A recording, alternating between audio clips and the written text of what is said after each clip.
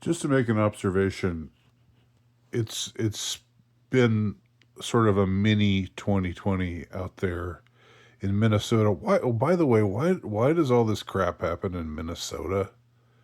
Why specifically in Minneapolis, Minnesota, of all places?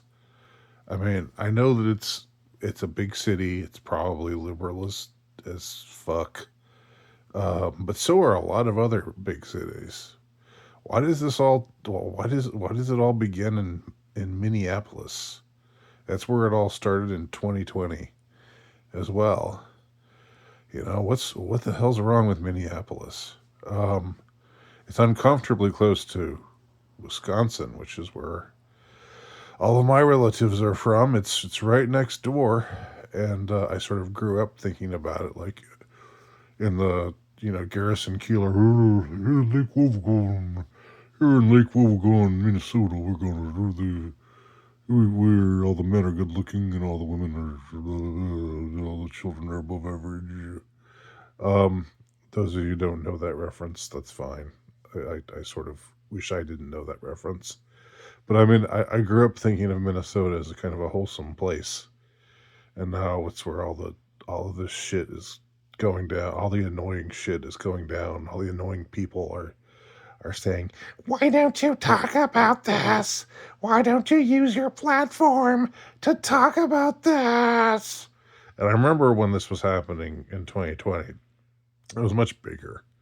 It was a bigger thing then, as I said, because the guy was black, and it was more than that, though. I think it was like there was some. It was artificially boosted, but it had this huge cultural cachet, and so people were posting their black squares, and be feeling all virtuous, and like, but it's sort of been happening again lately, where they're on social medias, on certain social media, there are like I don't do the thing where I write, well, I'm unfollowing you now. I don't do I don't make an announcement, but you know, um, I have a very small Instagram page, and it's not even under my real name. But there are people that I followed who are comedians or whatever, and who I found entertaining, for one reason or another, who are non-political. Uh, but then they feel the need to just uh, virtue signal about uh, uh, what's happening in Minnesota, and it's sort of like, and then there's like this it's part of this coercive kind of mentality where if you say nothing about it, then it's presumed that you're a bad person, right? Because you've got to talk about it. You've got to be an ally. Uh, You've got to signal that you're on the right side of history. And the thing is, no matter how strongly I've ever felt about anything, it's never occurred to me to like to go, if I go on a social media page, and someone on that page isn't talking about this particular thing. It's never occurred to me to think, oh, well, they're not. Well, I'm going to start giving them a hard time because they need to use their platform to talk about this because this is important. It's never occurred to me, and I feel very strongly about a lot of things. I have principles. I have morals. Uh, you know, um, but I don't just think, oh well, if this person isn't talking about this, then uh, then I'm going to browbeat them until they do, or I don't think, oh well, silence is violence. if this person doesn't talk about this thing that's really making me mad, that I'm really upset about, that I really feel strongly about, then I'm just gonna uh, assume the worst of this person. Um, and like I've just had to lose, people, I've uh, I've just had to cut them off, and some of them I actually liked. Some of them, there was one guy. I'm not gonna give any details, but there's one guy who was very amusing, very likable. Uh, I would comment on his videos, and he would usually respond.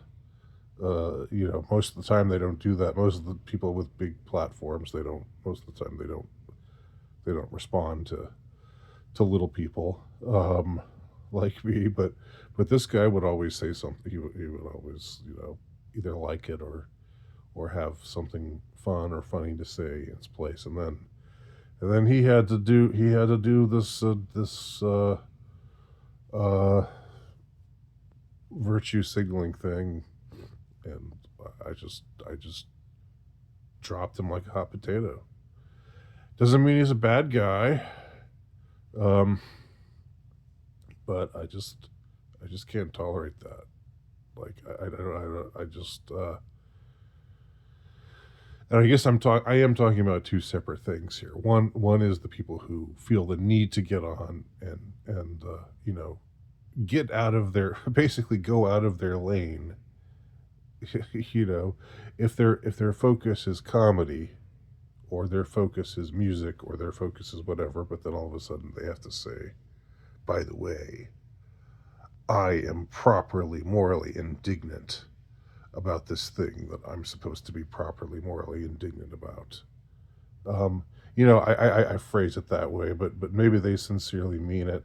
I don't know. It seems to me that there's an awful lot of coercion to have the proper quote unquote uh, take on these issues. So I just sort of assume the worst. I assume that they are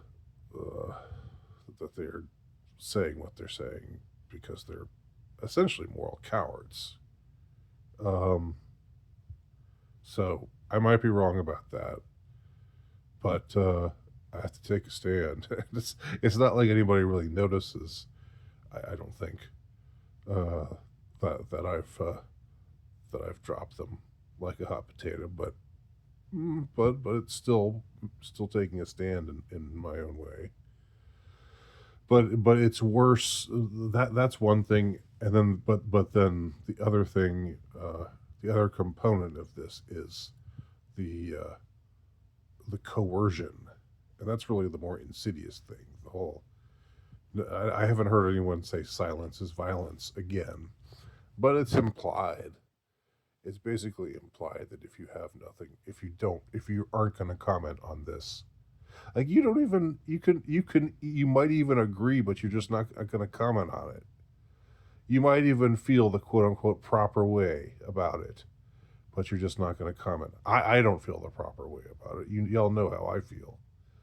Um, but I mean, it's not like we should just assume that that somebody not talking about an issue means that they are uh, to be shunned for moral cowardice. I think if anything, it's the opposite.